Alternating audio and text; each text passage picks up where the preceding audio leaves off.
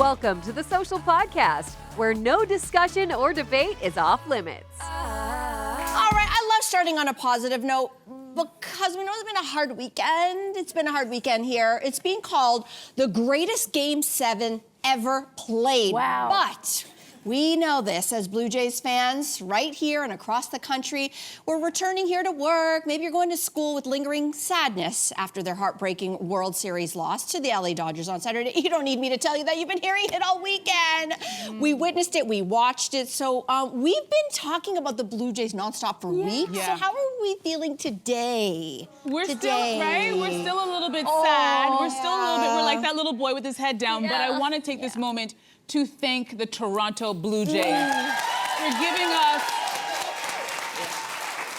an incredible baseball season and bringing us all together. And I feel like we're all mourning because, as we all know, the Toronto Blue Jays are the only Canadian team in the MLB. So it's not just Toronto, it's Canada, it's coast to coast, it's Vancouver to Nova Scotia. We were all behind this team, so we're all feeling that sadness. And I, without giving away my address, I live in the midst of that. And I'll tell you, the saddest thing I've ever seen was after the game, watching thousands of people walk in absolute silence like a funeral procession after the game. My gosh. Oh That feeling was palpable. And then I remember seeing that photo afterwards of Vladdy, who was the last one to leave the dugout. This is the photo. And he was watching the Dodgers celebrate. And you know what I thought about? I thought about him and this entire team are never going to forget that feeling. And next season, not if, but when they get back to the World Series, they're going to remember that feeling, and we're coming home with the pennant. We're coming home with the trophy. So we're going to flip it around, but boy, was that a hard one. It was a hard one to watch. Yeah. I saw someone describe the team as quiet yet persistent, and that's how they got to where they got. And they were underdogs, weren't they? But that quiet and persistent, it kind of seems emblematic of Canada itself, or at least the way that people view Canada from the outside. Quiet but persistent. And I agree with you. It was so exciting, and there just seems to be so much joy still. I know it was sad, but there's this pride still. Yeah. We haven't had that since 2019 when the Raptors won. Remember that? Yeah. It was like that. We had that again. Yeah. I found it so hard. Like, I'm not a huge baseball fan or sports fan, but as people know. No, but I mean, I got into the spirit of Yeah. this because to me, even though I'm not a baseball fan, I'm a Canada fan. And I could tell this just felt like we needed this win so badly. So I was dipping in and out, and my sensitive little heart couldn't take it. Jaya as well. It was so close. It was so back and forth, and I was like, I don't want to jinx it. I don't want to be a part of this, but I woke up in the middle of the night, and I kind of just listened, and I thought I would hear a different energy outside if they had won. So I felt this sort of sadness. But I will say, all my friends who are really, really big baseball fans, they have done such a great job of spinning this story, to your point, about, and I think it's really important for parents of kids who are baseball fans too, about how you can still be winners, even if you didn't win the full game. You can go out with a kind of energy and a spirit and a pride in what you did accomplish. You know? I was thinking about you a lot. Because anybody who watches the show for a minute or for 13 seasons, you know, Cynthia is not the sporto on the panel. And I actually wrote in my notes specifically, let me just see, because I actually I see my name, you see Cynthia Loyst. Cynthia Loyst. To tell Cynthia Loyst the unifying power of sports. And this is the one thing, I'm sure you understand it very well now because we've all been through this journey together, but sports, even if you're not a huge sporto and you're just a bandwagoner like a lot of us have been over the last several weeks, this is where I realized that sports really, what is the appeal of sports beyond just like competition and them versus us? It's a microcosm of life itself. You know, our lives, especially these days, there's a lot of highs, boy, there's a lot of lows. Life is hard right now. And sports allows us to have that illusion of, like, you know, the tempest in the teacup. It's like there's a lot of highs and lows and there's competition and you're all cheering for the team. And then, you know, listen, it's a sad loss, but hopefully life goes on and you're all going to be okay. We're all going to be okay. The guys are going to be okay, as sad as Vladdy is. And it made me realize that the unifying power of sports right now is something rare. Because of social media, because of the fragmentation of streaming, we don't have a monoculture anymore. Once upon a time, we used to all watch a Thursday night show and then we'd all talk about it. So true. We don't do that anymore. We don't do it anymore, but sports is the one last place where we can all have one experience at the same time and have joy around it. So even though there was a funeral procession, I'll tell you, I went to Game 1 of the World Series. I have never looked at more strangers in the face with a smile and high-five strangers as I have that day. You know what? Since when? The 2010 golden goal by Sidney Crosby at the Olympics. Oh, wow. That's incredible. So it brought people together. I would even argue that sports contain the entire arc of every human emotion. That's why sports movies, in my opinion, are some of the best movies ever. Because you have it all right there. It's beautiful. Well, we love you, Blue Jays, and we'll see you next season. All right, so let's move on. Have you heard of the bird theory? It's social media's latest viral relationship test. One partner points out a bird or shares a story about one and waits for a response. Now, if your significant other responds with curiosity, they pass. And if they don't, they fail. So is this a fair test? No, I do think it's fair. And I think I feel it a lot because Simon, he's a little bird boy. My partner Simon, he loves the birds. He loves telling me about them, and so often he'll be like, "Do you know what I saw today?" A blue jay. It'll be some bird, I don't know what it is. Hawks and eagles, the predator birds are his favorites, and I sometimes have to remind myself that this is a lovely thing and he's just trying to share something with me that I'm not interested in. But I do feel like he's being like a child and I'm like, oh, that's so nice.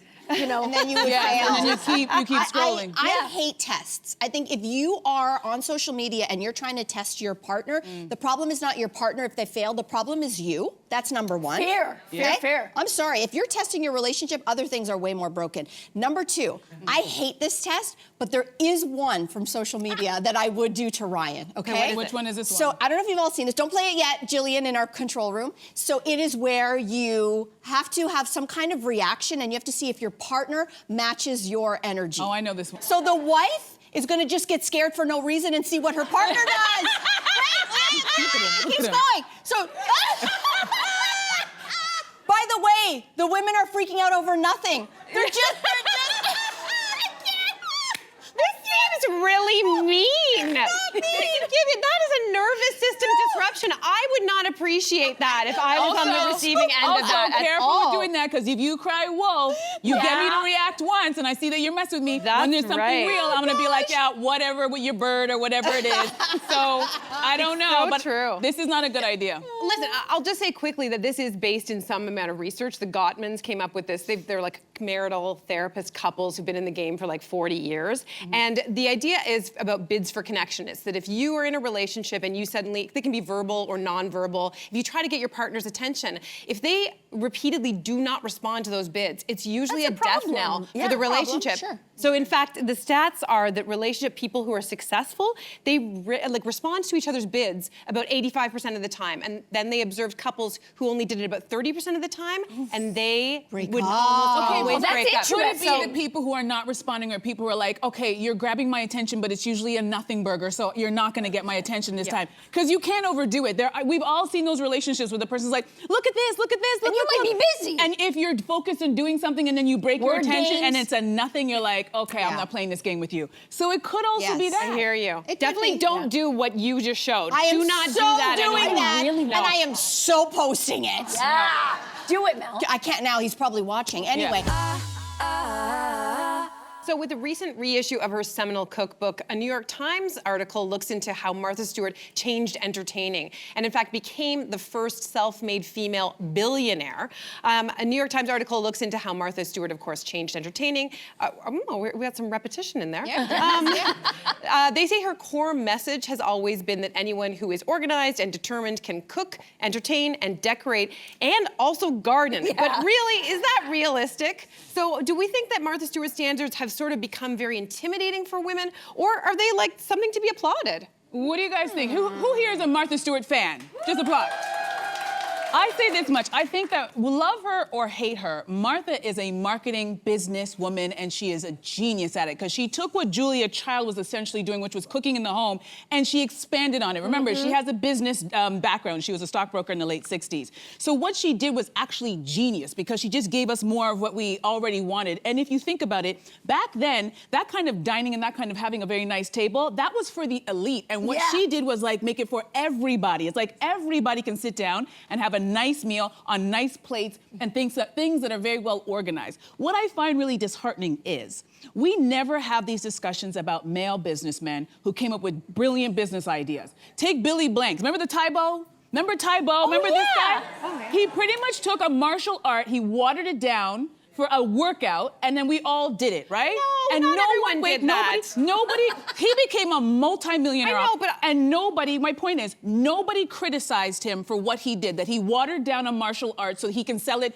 to, you know, the person who's at home who just wants to lose a few pounds. Whenever it's a woman, we always seem to be very hypercritical instead of applauding her on what she did. And every single thing that we watch now that has anything to do with home decor is from Martha Stewart. So we should be saying, thank you very much, Martha, instead of doing articles criticizing, well, did she make things unattainable? She never said you had to do it. No. She's like, this is the way I'm doing it. If you want to do it this way. And this is how you can do it this way. But you don't think unintentionally there could have been like this trickle-down effect? Because I do agree, she did revolutionize entertaining. And she didn't lie to us. She said, if you are as organized and determined as she is, you can entertain, decorate, garden with perfect results.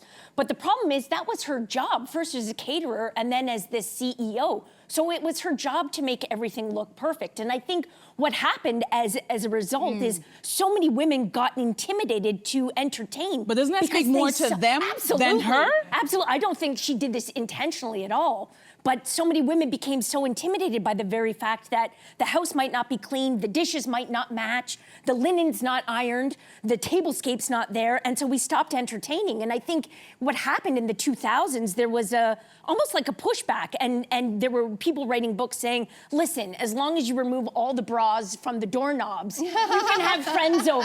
Yeah. Do you know what I mean? It doesn't need to be blame perfect. that on Martha. Yeah, I think agree. But I feel like it has sort of seeped in. I wouldn't blame it on Martha. And again, she deserves all of her flowers for being a marketing genius that she is. But I do think we missed that step of being like, okay, at first, that was her full-time job. That's the only thing she did, as opposed to women who were working outside the home and then expected to have a home that looked like that. And on top of it, then once she became famous, she had a whole team around her that were helping out to make things look the way they did. And then you bring social media into the mix. And I think that that has just upped the game as well. As amplified this idea of perfection. And it's funny, because just thinking about reading this article today, I'm like, we have definitely stopped entertaining as much.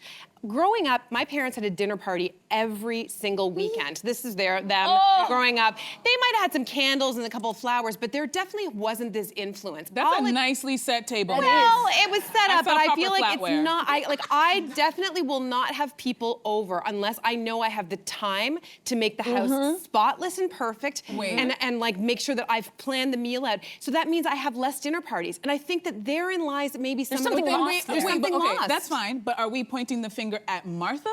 She kickstarted something that I think then now social media has maybe elevated. unattainable. Is an It's unattainable, but I goal. think she is one drop in the ocean of pressure that is on women. Yeah. Again, I don't think she did it intentionally, but I've talked about this before, that when she calls herself the original trad wife, right? We all know what trad wife is. It's a social media movement. You are the traditional wife. And it's women who are working out of the home primarily and are glorifying taking care of the kids and perfect baking, perfect makeup, perfect dress. And so she calls herself the original trad wife, even though, as you've all said, she was working. That was her job. The irony was she was the best CEO. She was not. She was a terrible wife. She was never home. Precisely, and I think therein lies the difference. I think we just feel like, I don't blame Martha. I think that she is still in a male-dominated world. Why is it that majority of people who are cooking in the home are women, and yet all the top chefs in the world are men? Like, she is in a class of her own. Yeah. We absolutely should applaud her for that. So, but for me, it's not about her doing it intentionally, because I look at her more as a role model as a CEO and as a businesswoman. I don't look at her as a role model for, what I get really angry about is that I'm supposed to be shooting for 100 at work and also shooting for 100 on the Saturday dinner party.